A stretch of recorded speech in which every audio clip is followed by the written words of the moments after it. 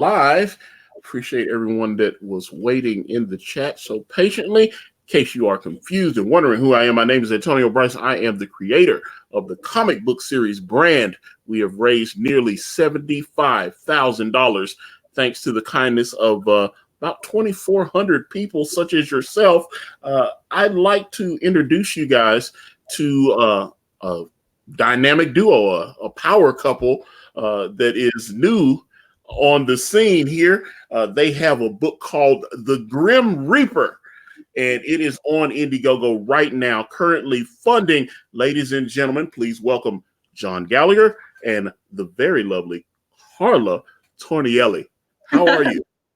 Thanks, Antonio. Thanks for having us. Yeah, thanks a lot for having us, and congratulations on your amazing success, man. Yeah. It wasn't easy. I know it's hard work, and I tell you, we can only hope to look at a future like that ourselves. Mm-hmm. All right. Well, guys, and by the way, you are a very lovely couple. This is fantastic. I've talked to husbands and wives individually, but I've never had a couple on together. So this is fantastic. So this is a first for the Akari Press channel, and marriage is a beautiful thing. It is, especially when you share, so many things in common. This was a match made in heaven, writer and illustrator. I mean, what else could you ask for, All right. So that's what I was about to say. Who does what? Okay. So you just said, okay. So you're John, you're the writer, and Carla, you are the artiste. Right. Exactly. So in other words, easy work, hard work. Don't be like that. It's also hard to write, babe. Yo, it's hard, but I can write something in 24 hours or more. But your work is a lot more time consuming. Let's put it like that. Oh yeah. Yeah. Well, let's get into the questions that everybody wants to know. How did you two meet? How did you two meet? It's the really, best story. It's really a great story. At the time, it's kind of a crazy story, and at the time I was working for the Boxing Commission of Arizona. I was a coach, and she is a little boxer. Right. Okay, yeah, okay. Little boxing. And by the way, you will see some boxing in the book as well. And my wife is a figure skater. Wow. Figure skater, which, by the way, looks like easy work, but it's not. I've tried it, and it's not fun. I've fallen too many times trying to do it, and she's convinced me to go on the ice like all the time, but I just refuse and curl up in a ball and refuse. But so we share all these things, all this common passion for sports and all these things. But I guess the main thing is that our dream was always to become published authors. She wanted to showcase her art, and I've always been a writer. I've written for a few anthologies and things like that. So but I wanted to start doing comics. So I was looking for a freelancer that wanted to do some manga work, which is what she pretty much does. And then I came across her one night and you hired me during a boxing tournament. I was in New Mexico, I remember, and I messaged her, and then we had our first chat, I guess. And very professional, and then we went from there, and eventually we met in person and decided to get married. Oh, that's a big decision, but I gotta rewind. Okay, so I detect a small Latin accent. So I would ask you, how are you into manga? How did you get into it? It seems like it's everywhere now. I see. Yeah, believe it or not, it's super big in Latin America. Super big. You have more experience. I've been a manga artist all my life. This is the first time I draw Western style comics. This is my first time coloring a comic, actually, because I always color covers because I just did manga, I just did doujinshi, So yeah, this is a first time for me. I think that my style mixes both styles, but we'll get to that later. But yeah, I was born in Uruguay. My family is Italian and half Italian, but we have the kids channel on TV only showed anime, so we are all huge freaks there. We love anime. Yeah. But No, I was just saying when I heard you said manga, I was like, wait a minute, that just okay. I was surprised by that, but interesting. But the art, I actually do want to get. Let me see, can I pull this share screen up? And I actually want to pull your campaign up and let the good folk out here have a gander at it, if you don't mind. And absolutely, go ahead. By the way, shout out to Joe from the chat who has supported us a lot, and we're so happy to see you dance sexy again. Yeah, let's see. Okay, so here is your campaign. This is the Grim Reaper, and of course, the link is in the description if anyone wants to at least check it out and see what is going on with it. Guys, tell me about this project. Well, how did you come up with this? Well, I drew inspiration from a lot of different places. I'm a big fan of Neil Gaiman. I'm a big fan of Dan Brown. I'm definitely a big fan of Alan Moore. So you will see a lot of those influences into this comic book. We know as far as the cosmic horror aspect to it and the mysticism of the story itself. The story, I wanted to do something very original, which is take a character that has always been associated with evil things or with malice and just turn him into the hero of the story.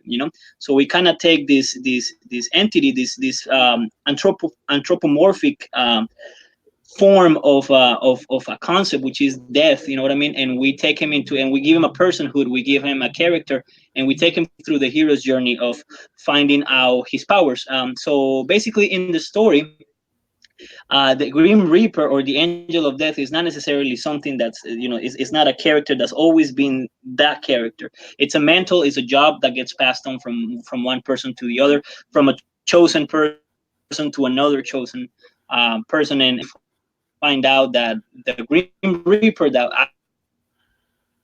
actually the souls of people, per se, Fred, the World War I, the pilot that was famous for people thinking that he was kind of a ghost that they try to shoot at him down, but nobody could, until one day he eventually fell to his death. Right, he was actually shot down one day. When he gets a visit from the Grim Reaper, who's gonna harvest his soul, and the Grim Reaper is so impressed by the fact that this man is just fearless, completely, has absolutely no fear of him. He has no he doesn't care about dying or anything else. So the Grim Reaper offers Manfred to become his replacement. So we pick up there, we see how Manfred becomes, his powers are, and how he comes into conflict with humans, because the main plot of the story is that humans are trying to bring people back from the grave. I was heavily inspired by these things called cryonics, which is a science to basically freeze people after they die, to kind of bring them back later on. And Absolutely, you know what I mean. So that was Walt Disney, man. That was kind of right, like Walt Disney, exactly. It's a really creepy concept, and even more so that find out that the biggest company that does that is actually located here in Phoenix, Arizona. So I was super interested in it, and I found out that the procedure is really creepy. Like they will freeze your head until they find a donor to do the head transplant, all these things. So I started to question, so what about the soul? You know what I mean? Like, is there, like, it would be interesting to see when they actually manage to bring someone back, how would he come back? Would he be the same person?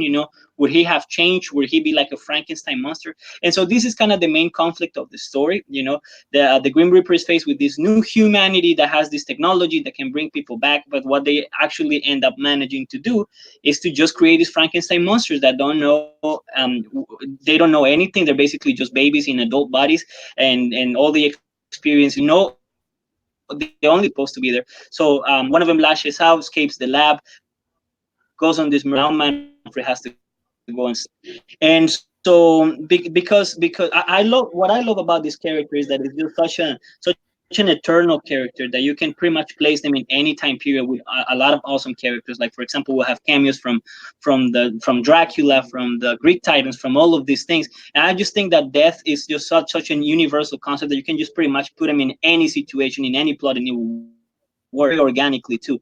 I think my wife did a great job at kind of changing the mood thematically of the story, because the story will have a lot of fun, lighthearted moments. It will have a lot of action.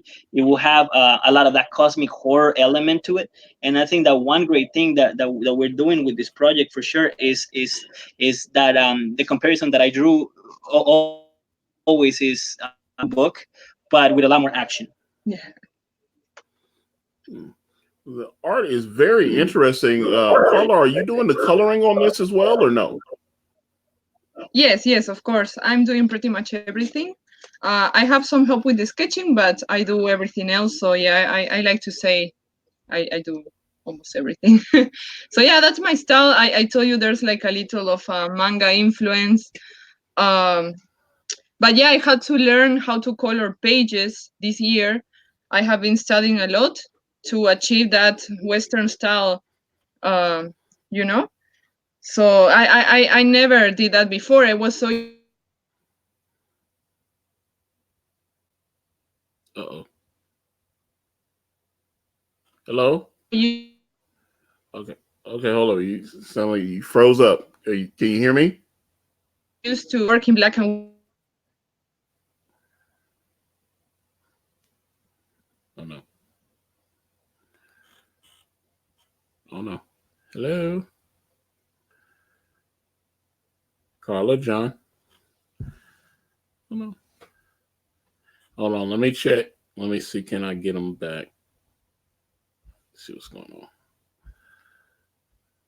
Oh, okay, hold on. Let me get them. Hello? Maybe. Okay. Yeah, man, I hate sometimes when the technology happens, but let me see I'll see can I get them back. Because at least I am still, they might just come back on their own, but let me keep showing the book.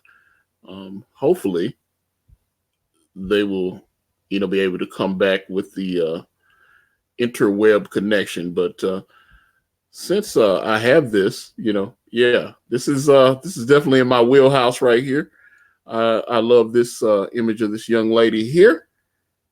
And then let me go back up and look at their perks, and we can see what's going on. So this is, let's see, the obituary is just $2, and you get your name on the thank you page. Let me check back again, see. Okay, so yeah, okay. I think they're going to try to come back, but I will keep checking in to see. I wanted to make sure, but let me keep going down. So $2, name on the thank you page. You get the PDF of the book for $4. That's not bad. And let me see. Go down. Tombstone, the digital poster and PDF, and the thank you page is only $15. And let me see. I'm trying to check and see if they might be coming back. I'm just, I don't know. Sometimes you have to reboot your computer and all that kind of stuff. But I want to give them an opportunity to come back and talk about the project if possible. Let's see. Tombstone plus the book, 20. Let me see here. So yeah, you just get, okay, you get a poster and a PDF, and for $20. Can't wait to get them back because I want to ask them what the shipping's like. I'm always curious about that. The coffin perk is the printed book, a PDF, and you get your name on the thank you page, $25. And then let me see.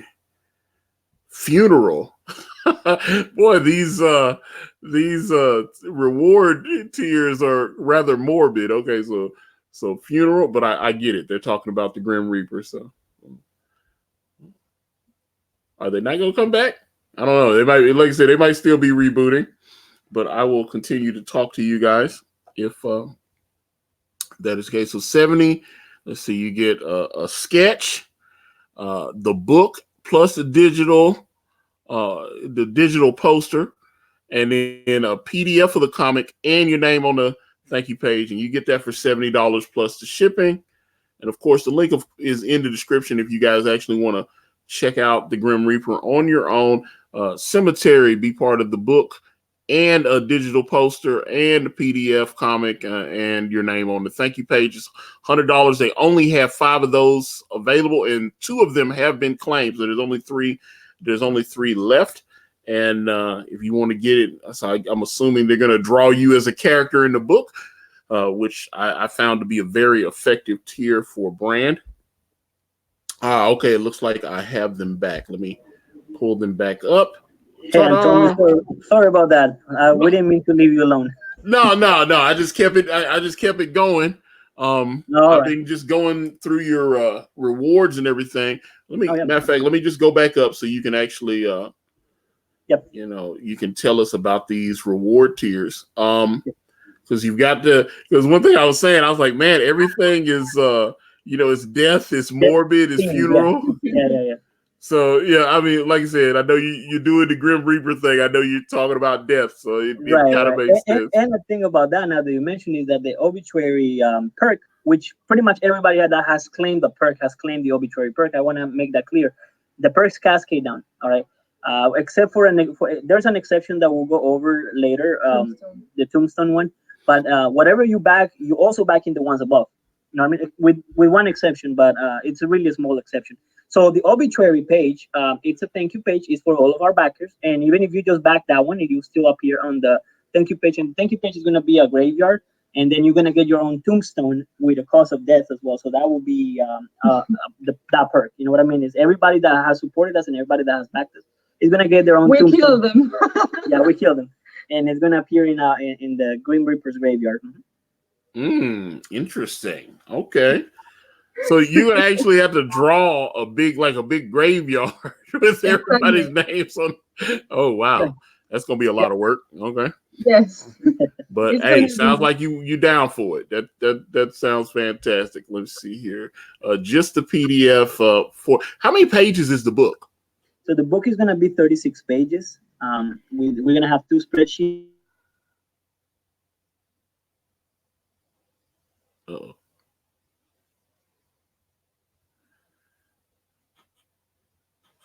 Hold on, let me see what's going on. This roboting is insane. I'm like, oh, domo arigato, Mr. Roboto, domo. I don't know. Anyway, let me go back down. Yeah, it's happening again, but we gonna, you know, this is the beauty of live streaming. We are going to power through. We are going to persevere, and we are going to help the good folks of the Grim Reaper. We're going to help them, and hopefully, 1 or 2 of you will roll with it and help these good folks. Throw a few shekels down, as you can see from their rewards. You know, it's very affordable, and you know, they're not asking for like $30-$40 for a book. So, you know, you can get it. I see what's going on, Tristan. I see you out there. What's going on, Nerdist Newsstand? I see you. What's going on? You know, always good to see you. And let me see. So let me go back down because I was just doing my thing. It's the graveyard. Let's see. Okay, so looks like Carla will do a commission for you. And you'll get the digital poster and the PDF and the thank you page, which is the graveyard thing.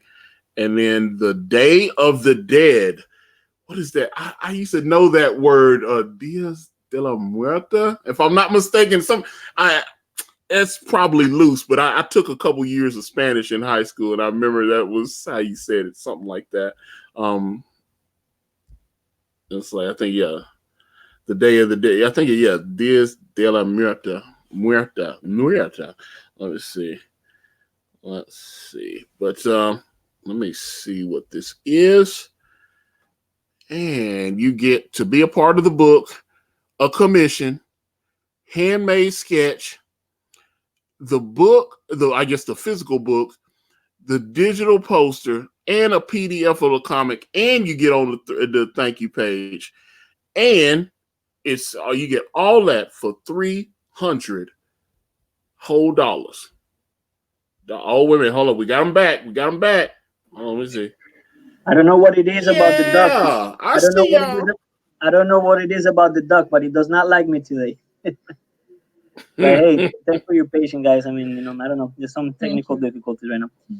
But yeah, so what we wanted to make as announcements for your viewers and for everybody who's interested in backing is that after $100 we have free shipping. It's free shipping for everybody after $100. For any per claim after above the $100 mark. That everybody's gonna be on the thank you page. That the $300 one includes a commission plus the drawing. The $200 one does not include the drawing, but it does include the commission. Yeah. The pinup is the sexy girl that you saw there, which is also a character in the book. And the Yeah, I handmade liked sketch her. it's going to be, and the handmade sketch, which is also I believe after $75, it's a handmade sketch from a character from the book. The commission is just whatever you want done, which is a lot cheaper than usually for Yeah. commissions. And then of course everybody will get the signed book by both of us and the PDF and your name on the thank you page. That's gonna be just the standard for everybody who buys it. Yeah, we actually don't care working 3 times more than we are supposed to, but we want happy clients and we want spoiled backers. Yeah, our backers are definitely going to be happy boys and girls Yeah. because we're definitely taking care of you all. You all come first than anything else, and we're putting in the work. We're very passionate about this project. We have definitely put in a lot of work, a lot of hours into it to make sure that the quality is the best that we can offer. And it surely shows in the art, and hopefully you agree also that it will show in the story and all in the theme of the overall story arc. Okay. Well, John, you said you've written some other things. Is there something that maybe some of these potential backers could possibly find online that they could read of your work, or no? Sure thing. They can find some of my work on Tapastic. They can find. We have actually done some webtoons as well.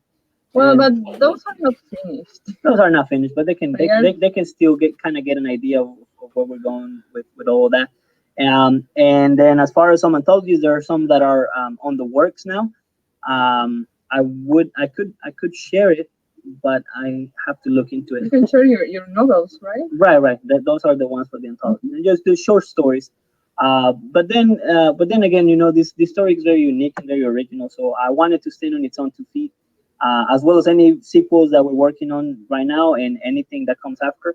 Every story is gonna stand on its own 2 feet, and I want it to be that way. I want the story to have a beginning and have an end. You know what I mean? Because I think that's the respectful way for all the readers. And so yeah, that's pretty much my background. I've written a lot of things. I've published some others are still in the works, but yeah, definitely this one is special to me because this is the first time that we're doing comics. Okay. So, all right. So let's go. I want to talk about um, maybe influences because I know John, you named a couple of people that I am big fans of, like Neil Gaiman and Alan Moore, and I was just I was like, okay, check. Those are all people that influenced me. What did you grow up reading when you were a young John?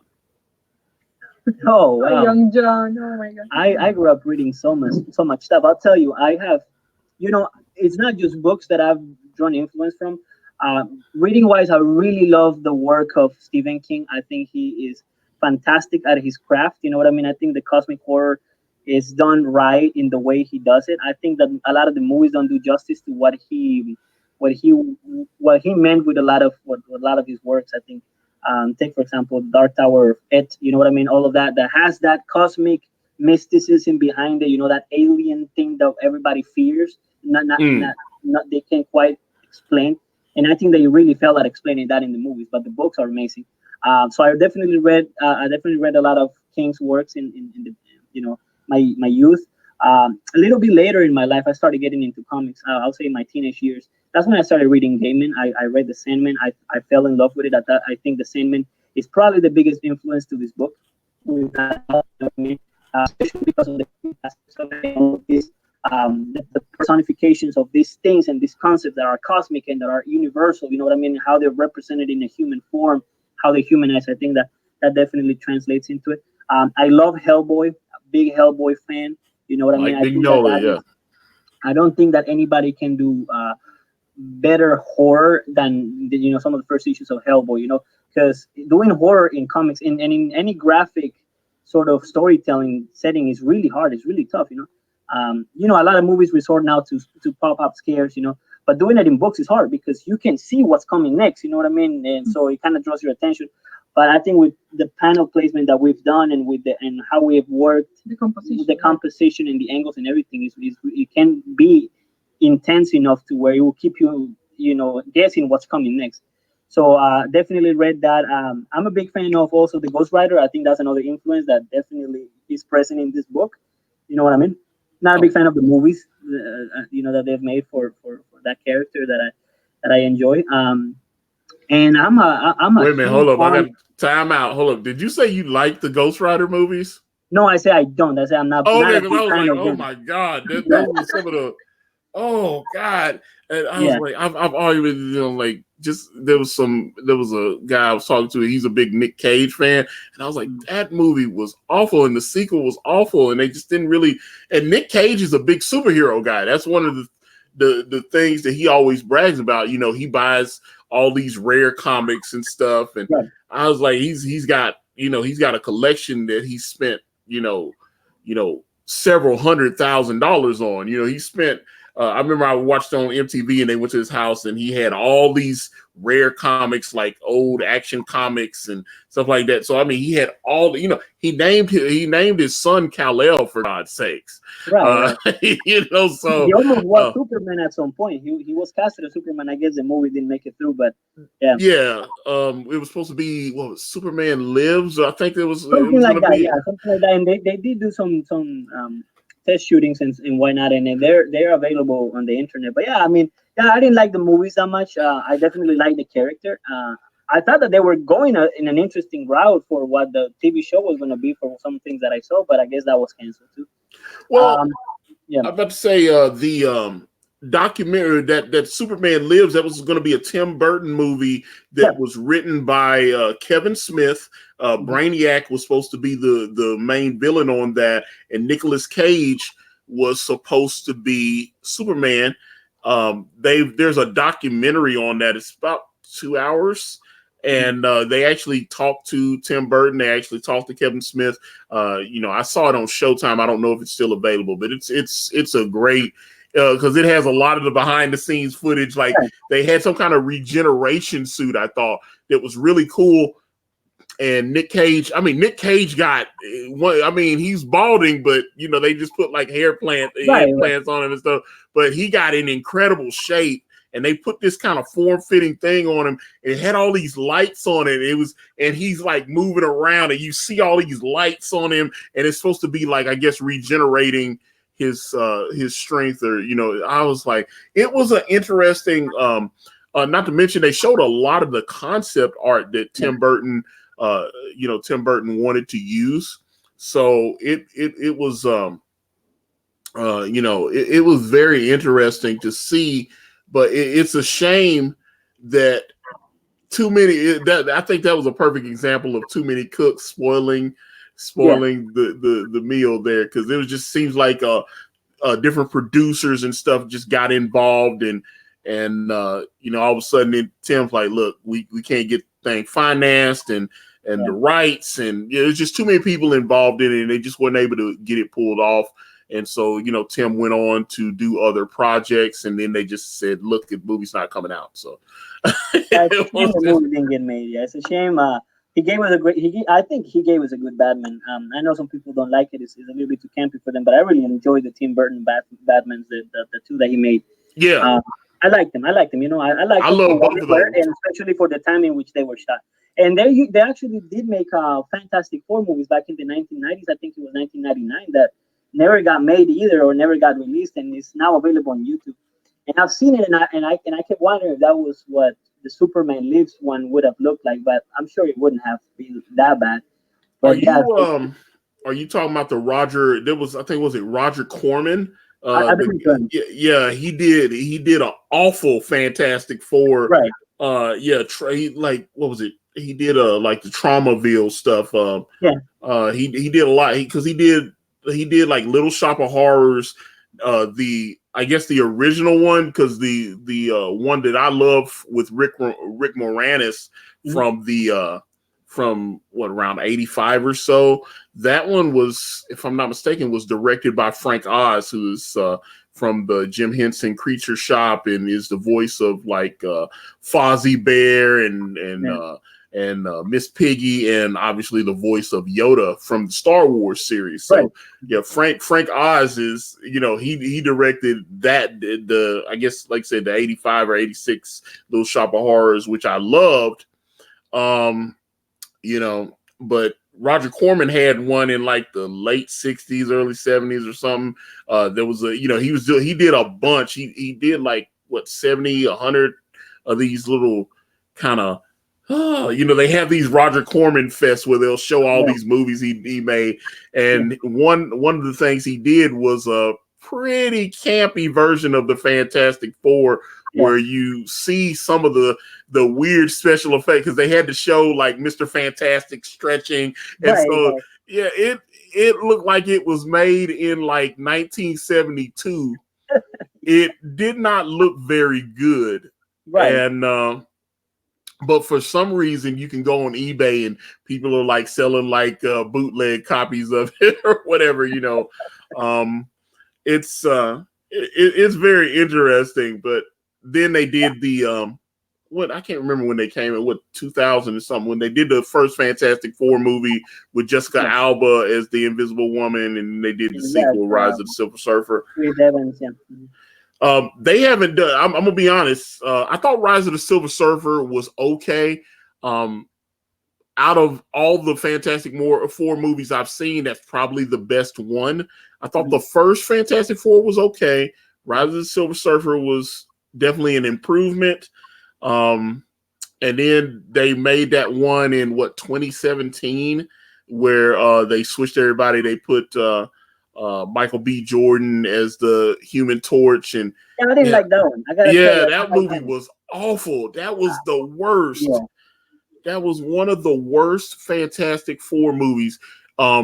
You got Dr. Doom as a villain, and I'm like, how do you screw that up? Dr. Doom's cool. He's cool, he's cool. But at the same time, I wasn't a big fan either of how young the characters were. Like Mr. Fantastic's supposed to be an old man, not an old man, but he's a middle-aged man. And he was just pretty much just a whiny teenager in this one. I didn't like that. I didn't like that at all. Yeah, I'm trying to remember, what's that guy? I think it was Miles Teller. I think he's about Cyclops now in the X-Men. I don't know. Yeah, those newer X-Men movies aren't very. I mean, it's hard. And I mean, some people don't like the MCU. I've actually enjoyed a lot of those MCU movies. Right. I really, I really loved Avengers: Infinity War. I didn't enjoy Endgame as much. I thought it was. I'll still give it a thumbs up because I bought it. But I thought Endgame was good, and then they just didn't. They didn't stick the landing. They. I can see how you think that. Yeah. Well, one thing when I bought it, I bought a digital download of it, but it came with all the bells and whistles. It came with the director's commentary and stuff. So when I listened to the director's commentary, they had the two writers and both of the directors there. So they went going through the movie, and they got really they seemed to know some of the criticism they got, that they got very lazy. Yeah. And I mean, you can see that from the whole plot of the Rat.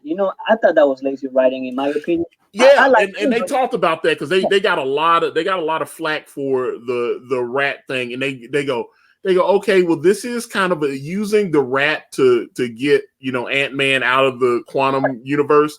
And listen, don't get me wrong, things like that happen. Like that's not outside of the realm of possibilities. The whole what you call it, the butterfly effect. The butterfly effect may happen, but in such a movie, in a movie like that with such a plot, you know what I mean? I think they would have done that better. They could have done that better. Well, this is my thing. Okay, First of all, the only reason machine's working, I guess, because apparently the car battery, the van's battery, is still working after 5 years of sitting idle. Right. That's, I call bullshit on that. And then so the Rat comes in and he like steps on something. It's like, and the machine still works. Right. And then I'm like, I'm like, okay. I get that they had to get him out of there, but they admitted that it was a cheat. They said some people didn't like this. Did we cheat a little bit? Yeah, but they said, well, we kind of have a rule when we do things like this.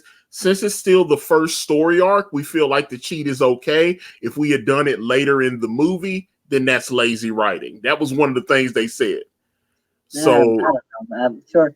And I don't think that was the only lazy thing that they did either. Oh, no, I had a whole list of things. Yeah, I understand that they have a time constraint, but, Tony Stark solving the whole time traveling problem with one look at it. You know what I mean? I don't figures it out. That's true. He just looked at it, he's like, yeah. I'll just, because I love when he pulls him. I just figured out time. It was like I think he said it to Pepper. He's like, I just figured out time travel. So I'm just like, what the? Oh man! I mean, it still was funny. The action sequence was super epic. You know what I mean? Oh no, the special effects. Yeah. Absolutely, and they're I know they're getting ready to, within the next few months, they'll announce the Academy Award nominees, and I know Disney is going to heavily be pushing Robert Downey Jr. They're wanting to get him nominated since this was his last go at it, I'm a big fan of Robert Downey Jr., so I won't be upset if he gets nominated. But I thought Infinity War was just so much better than. I wouldn't be upset if he gets nominated. I think I would be upset if he wins over Phoenix's Joker. I went and saw it 2 nights ago. I'll tell you, I think we were both like, wow, that was something special. I still haven't seen it yet. This is driving me nuts. I need to go. You have to. Yeah. It's something because, I like it. I don't like it when they take dumb risks, like take The Amazing Spider-Man. I wasn't a big fan of that.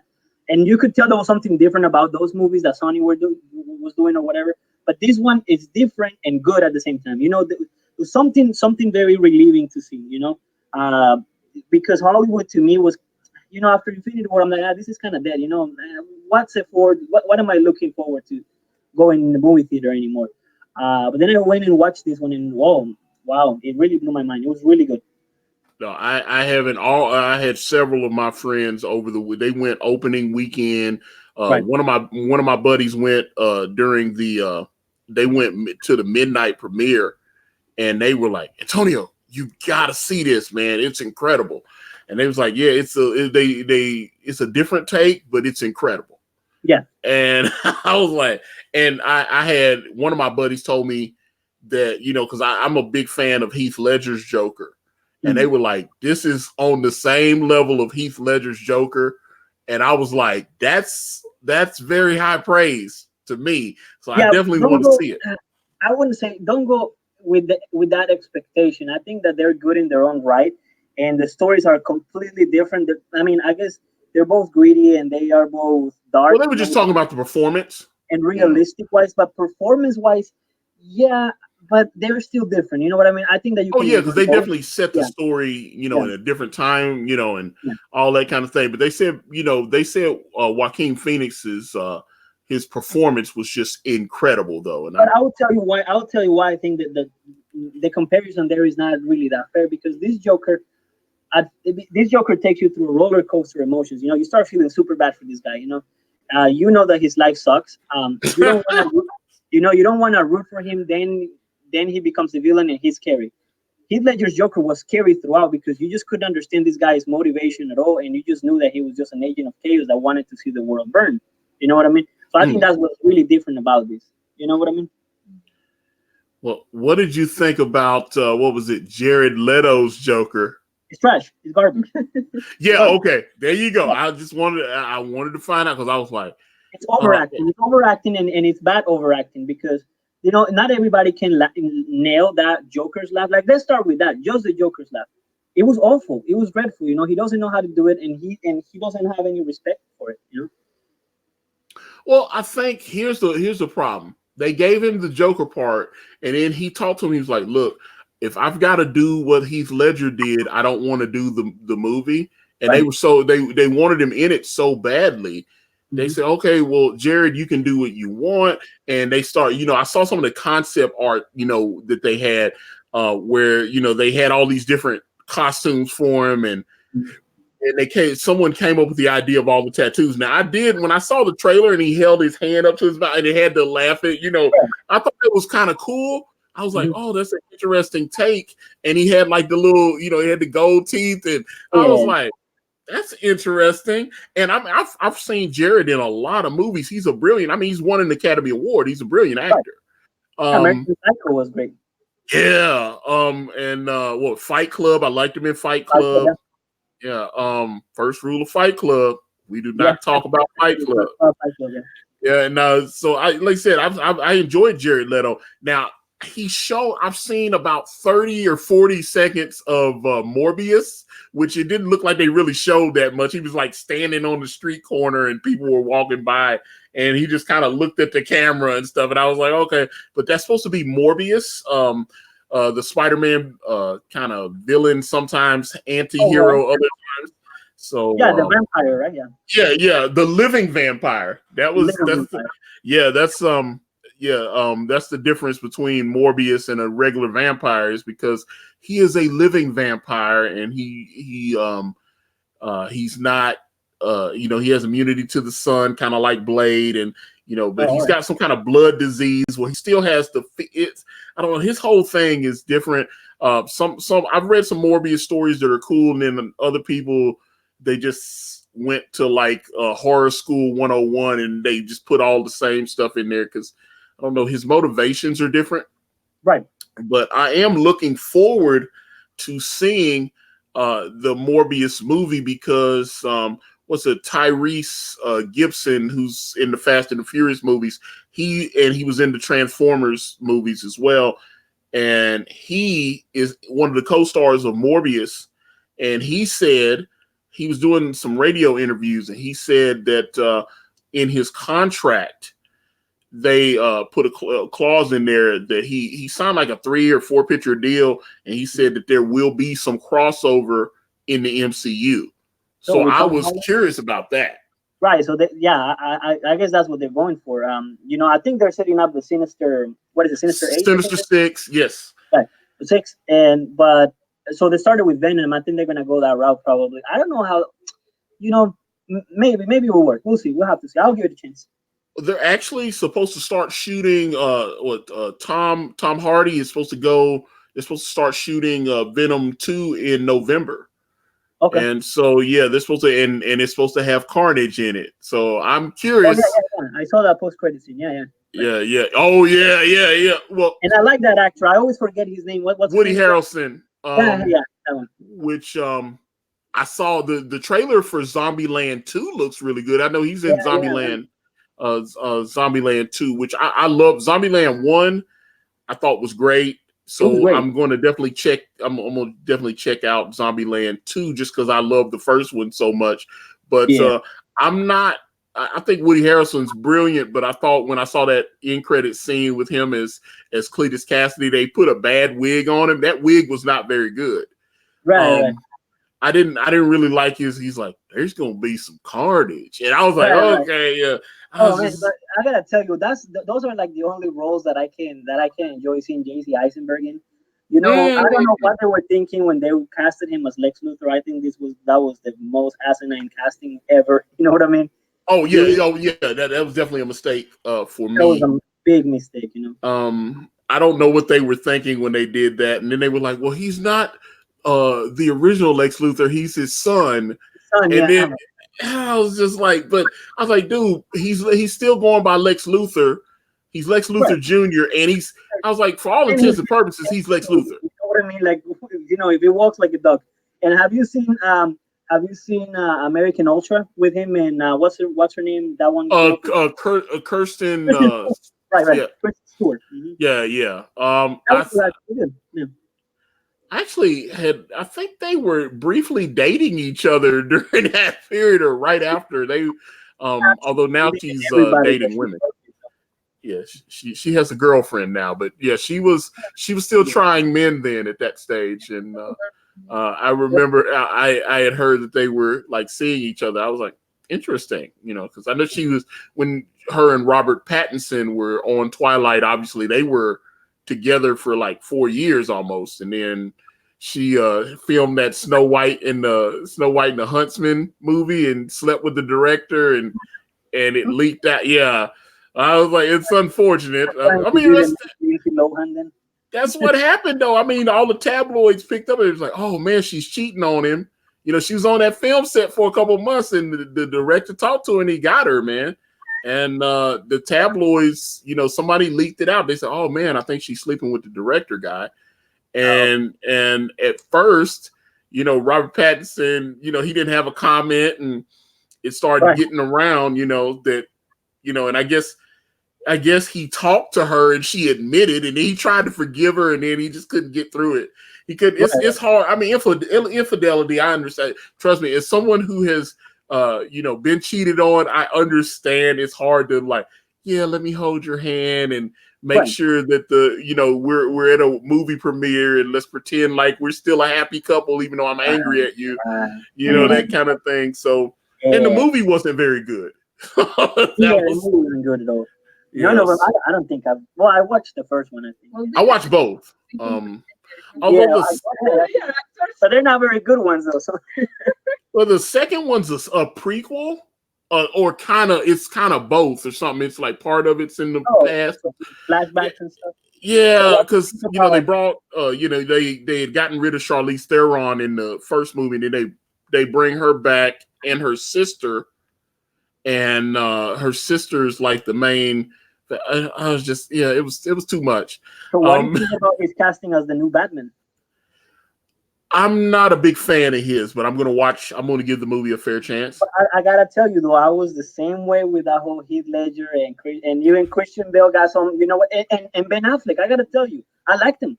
I actually liked him. Not in the whole Justice League, you know, debacle, but I really liked him in Batman versus Superman. I think that was only the good part about it. You know what I mean? Okay. Batman versus Superman, I thought was going to be cool. When I saw I went to the midnight show. We had midnight show, and I got my tickets. I went on Fandango and bought my tickets, and got a lady friend of mine, and we went to the movie. Right. And when I walked out of that theater, I felt like someone had touched me in a naughty place or something. It just wasn't. I was very disappointed. Yeah, I heard you. You know, I hear you, and I hear a lot of people that say the same thing.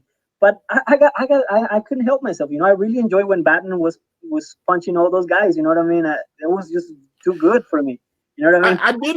I did not hate Ben Affleck as Batman. Now, I've heard some people say, "Man, I hated Batfleck." I actually thought he was okay.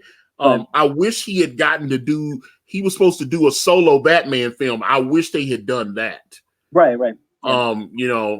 And, because that was part of his overall deal. They paid him a bunch of money. And then they said, okay, we're going to let you write and direct your own movie. You can do whatever you want. And then it just, at one point, they were like, okay, well, he's not going to direct the movie anymore. And that's when they brought Matt Reeves in. Mm-hmm. And then they were saying, well, it's going to be a younger Bruce Wayne. It's not going to be the same. And then all of a sudden, Ben Affleck was out. Yeah. Yeah, and I thought it was going to be interesting to see Deathstroke. Yeah, that's what I was wanting to see. Yeah, I think the actor they casted was good. But unfortunately, I guess we won't get to see him. Well, yeah. What's the guy? Joe Manganiello. Yeah. Because what I didn't know was he was actually in the first Spider-Man with Tobey Maguire. Oh, right, he's Flash. Yeah, he's Flash, and I didn't know. I didn't pick up on it. Oh, wow. He was still doing his modeling. He was still doing modeling and stuff at that time. So it's weird. I mean, he was he do like fitness modeling and all that kind of stuff. So when you see him as Flash, he's completely clean shaven, and then they make sure that they show that he's got these big tree trunk arms and stuff. Right.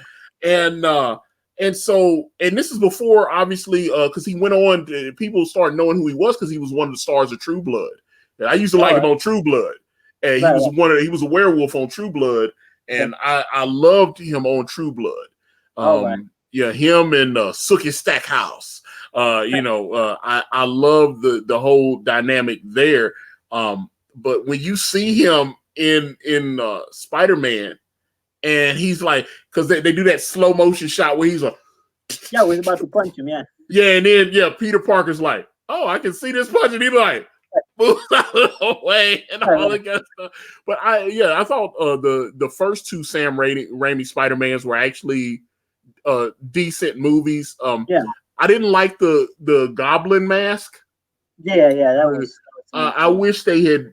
I know they had talked about doing prosthetics. I wish the whole thing about you bring a guy in like Willem Dafoe, who just makes the greatest facial expressions. Yeah, and you have a guy that already looks like the Green Goblin. What might as well just paint his face green or yellowish, you know what I mean? Yeah, if they had put a mask on him with all his ability to make all these facial expressions, I think he would have looked really cool. But then they put this mask on him, and then they have to zoom in so you can see his eyes and stuff. And I was like, oh God, you guys really screwed up there. And it was bad because there was some Alex Ross concept art that they never used, and Alex Ross had a version of the Green Goblin that I thought looked really cool. It looked more like the Hobgoblin, but that was his it looked like Alex Ross was kind of doing like a eerie version of the Hobgoblin, but I would have loved to see the Alex Ross version of the Green Goblin with Willem Dafoe playing him. That would have been really cool. Absolutely, yeah. Because yes, Sam definitely respected the comic book material. A lot of these people, it's like J.J. Abrams. He directed like Star Trek, and then he admitted that growing up he wasn't a Star Trek fan. See, that's what I don't get. Yeah, that's what I don't get. These people are just looking for a catapult to get ahead, and they don't respect the fans at all. Yeah, I mean, you look at them, and a lot of times they get into fights with the fans. You know, like what kind of crap is that? You know, the customer is always right. Not rule number one. Like we ourselves, when we wrote the Green Reaper, we're always thinking, you know, what are the fans gonna like? You know, how can we make them happy, right? Yeah, of course. Yeah, well, see, that's the thing, because it just seems it just seems like a different approach to me, because you have someone like Sam Raimi going, I was a huge fan of Stan Lee and Steve Ditko on Spider-Man, and I want to do like a love letter to that. And then you could see whether you like some of the choices he made or not, you could tell that he was a fan and he respected the material. Yeah. And then you hear J.J. Abrams go, oh, well, I didn't really like Star Trek when I was a kid, but, you know. Right. You see his Star Trek, and it's not Star Trek. It doesn't feel like Star Trek to me. Star Trek has always been more cerebral to me. You know, they're asking these philosophical questions.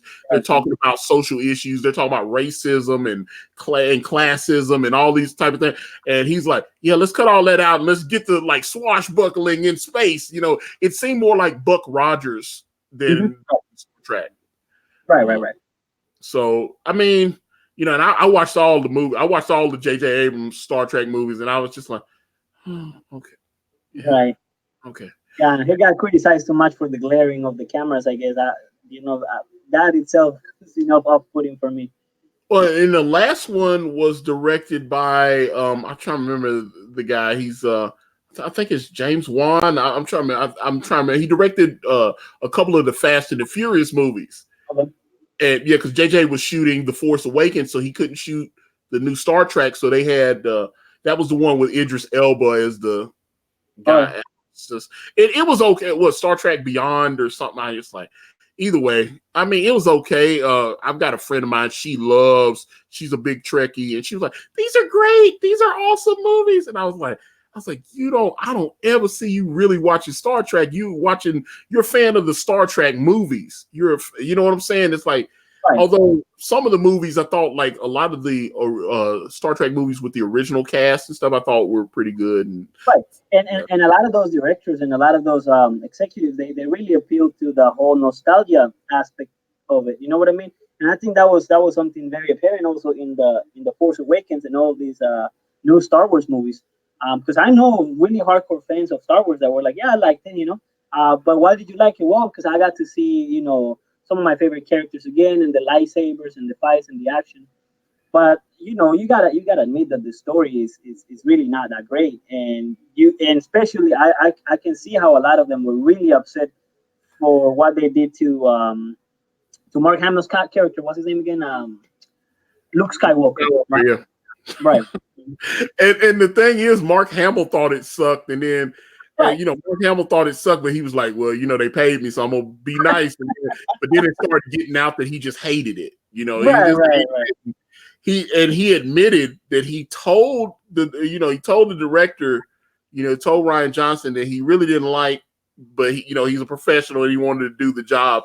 And I Right. mean, they had an opportunity. There's that meme with all the cast on the Millennium Falcon and said what could have been, and I was like, yeah, get Lando in there, get Han and Leia and Luke. I don't know why they killed them off in the first one. Right. Yeah, and now and now Carrie Fisher's gone. You're never gonna be able to do that again. So you won't, yeah, because Leia's gone, yeah. But I am never, and one thing that you'll never get out of my brain again is I'm never gonna unsee Luke Skywalker drinking that alien milk. Yeah, blue milk. You know what I mean? That was the most disgusting thing I've ever seen in my life. Like, what was that even supposed to be? Although, when you watch the updated editions or whatever, you watch the original Star Wars. Apparently, when they were on Tatooine, they had blue milk on Tatooine as well. Oh, all right. When you see him and he's sitting at the table with Uncle Owen and Aunt Beru, and they're drinking. There's some kind of blue liquid in the. And I was like, all right. So I was like, oh, okay, but I didn't know it was milk. But that's actual blue milk from the teat, and it was different. So I didn't, you didn't know because it's blue, so you didn't know that was milk. Whatever that was. And honestly, I didn't need to know that. I wish I had known that. Yeah, so in the first Star Wars, they got the blue liquid, but they don't say it's milk. It could be anything. Right. But now you see him pulling blue milk from the teat of this house. Oh man, you see the milk in that thing, and that's gross. Yeah, it was very good. Okay, let me see. I got a question. Let me see from Time Panda about me. He said, "Hey Antonio, I have a question about brand. Does the triple cover pack have a signed copy in it? All of the covers in the triple cover pack will be signed. I'm signing everything, and Kanan will as well once I fly him down. Now I'm going to pull up the Grim Reaper one more time. I want people to look at it, and let me see. Can I pull it up? And let's see. Hopefully, I haven't lost you. Can you hear me? Uh-oh. I can hear you. Okay, good. I was like, I thought this. Okay, good. Okay, so here's your story. This is the Grim Reaper. Let's see. It looks pretty good there. Very interesting style. Carla, how long have you been an artist? How long have you been drawing? Well, basically all my life, because I always loved drawing, but I started working as a freelancer like 7 years ago, something like that. So I always been working in projects for writers, but never had my own one. Well, Juan is the writer, John is the writer now. But yeah, this is my first project. So I'm very happy with this one. Okay, well, let's see. So this is, like I said, I love these little sketches. Now, this isn't your work, is it, Carla, or no? No, I have, there's a sketch artist that is helping me with the workload because I do practically everything. Like I do the lettering, the coloring, the inking, the drawing, the details, the backgrounds, everything. So I'm having some help with the sketches. So yeah, that is Santiago Gutierrez. He is in the cover. His name is in the cover. Yeah, he's from Spain. Yeah, cool. He's helping me with that, and yeah. But this right here with this young lady sitting in, this is all you, isn't it? Yeah. Yeah, man, I love this. This is I need her looking like that. There you go. I love it. I figure she will be a lot better at drawing that because the thing that she tells me, and I guess she's right. Tell them the thing about straight lines and curves. Oh yeah.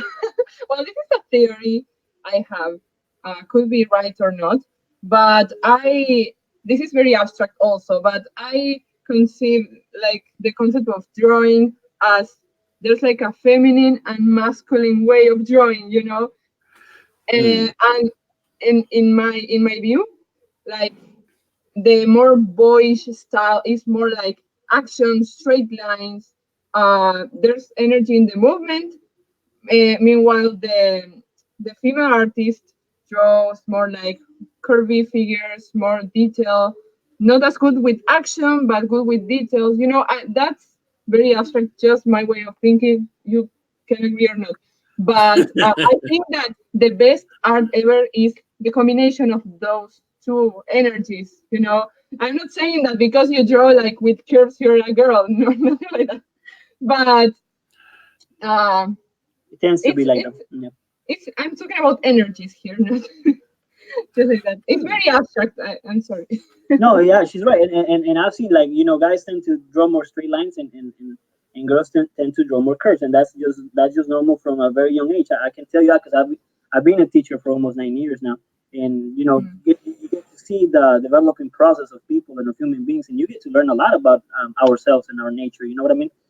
From just watching kids. And she's right about that.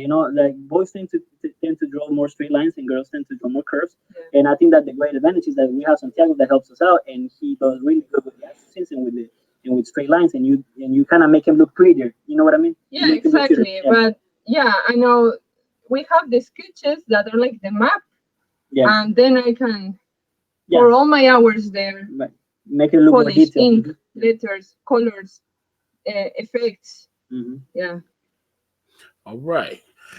Whew. Well, guys, I have enjoyed talking to you. Likewise, Yeah. likewise. Great Um, time. I wanted I want to give you guys opportunity. How can people reach out to you on social media if some people like to follow these artists that we have on the channel? How can people reach out to you guys, or you got a Facebook or any of that kind of stuff? Absolutely, yeah. You can find us on the very same campaign. At the very bottom, we have all of our information. Twitter account. She is at Carla Tornielli, and I am a really long name with a lot of numbers. That was kind of was available at the time, so I picked it. But you can definitely find it on the Grim Reaper at the very bottom. You can find us there. We are on Twitter. We also have a website called White Cat Comics and a YouTube channel as well. And then you can Yeah. find it there. And if you can, also please back the Grim Reaper before the time runs out. Yeah, as for Santiago, the guy that is helping me, he doesn't have a Twitter, but he has Facebook. His name is Santiago Gutierrez. I know this is not like an exact link or anything, but he doesn't have Twitter or Instagram, so I couldn't. I'm finding a lot of artists. It's surprising me. I'm talking about big artists. They go, I don't like social media at all. Yeah, exactly. And also, he's very traditional because he likes to work in paper, like Right. nothing digital. All old school. Yeah, and I'm all digital, so yeah, we make a good match with that. Yeah, there's actually an artist by the name of Brian Stelfreeze that I'm a big fan of, and he actually doesn't have a Facebook or Twitter or Instagram, but he So has he's a free man. He's a free man. Yeah. yeah, but he has these. There's a Twitter that I follow that apparently he authorized or whatever that other people are running. It's not him on it, but it even says in the description, he goes, this is Brian knows about this page, but he's not promote. It's just promoting his work in Comic-Con appearances. It says the same thing on the Instagram. It's like, hey, Brian is aware of this Instagram, but he is not actively tweeting on it or whatever. And so I was like, okay, so it's just you just basically have fans because he, like I said, just doesn't believe in social media, and there's nothing wrong with that. But I mean, when you've had a career that's like 20, 25 years and people know who you are, you don't need social media the same way that someone like myself would. But guys, it's been a blast talking to you. I've enjoyed having you on. I wish you, as they say, bona fortuna with the fun of your comic. Guys, the link to Grim Reaper is in the description in case you happen to stumble on. I know some people tend to watch these late at night after I've gone to bed or whatever. But guys, you guys look like you are having a blast, and you look like you're just happy. And I wish you just success, and hopefully this will be the first of many projects you guys do together, and hopefully successfully crowdfund. It will be, hopefully. It's a doable goal. We only have $300 more to go. It's doable. We have 3 more days, 4 more days. Yeah, till Monday. No, 3 or 2 actually. Yeah, so we have till Monday at night, so we can do it. We can get there. I mean, regardless, it's a flexible goal. If you back it, you get it, no matter what. So yeah, jump in the train and back us if you can. Support us whatever way you can. If you cannot, support us with money, you can always just retweet and share it. Get more eyes on it. We'll definitely appreciate it. We're passionate about this project. And thank you, Antonio, for having us. It really means a lot. Thank you so much. Yeah, it's been fun, and yeah, like I said, good luck. I think you guys are going to get there. Like I said, you need like $297 more. I think that's very doable within the next few days. Especially if people just help out, and even if you don't back it, just share the link to the Indiegogo and retweet it and stuff like that. Just help get the word out, because you might tweet it to someone that like, hey, I like this book, and they want to, because like I said, all the reward tiers are very affordable, and so like help these guys out and just help. That's one thing about the internet. You help them get some free marketing. All right, we're gonna get out of here. But if you want to reach out to me, I am on Facebook, Instagram, Twitter, and right here on this YouTube channel. Everywhere is at Akari Press. And if you type in AkariPress.com, it will take you directly to my Indiegogo campaign for my comic book series brand with the phenomenal Kanan White. We're on Teespring. We're on Amazon.com. The links to those are in the description. The Grim Reaper guys, back it. I'm out.